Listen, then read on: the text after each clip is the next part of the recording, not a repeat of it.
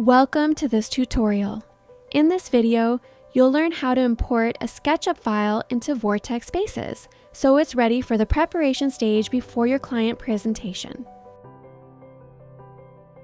Since October 2025, with the new major update, you can now import SketchUp files SKP directly into VORTEK Spaces.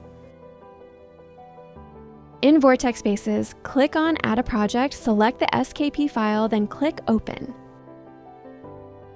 In the Project Properties window, you can rename your project or keep the same name as the original SketchUp file.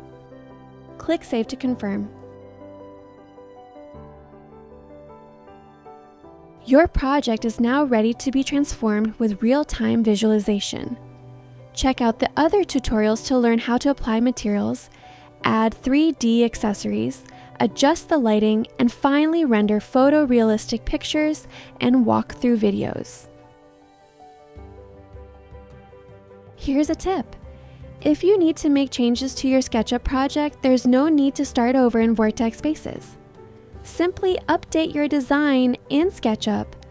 VORTEK Spaces will automatically detect the changes and update your design while keeping all your materials, lighting, and scene customizations intact.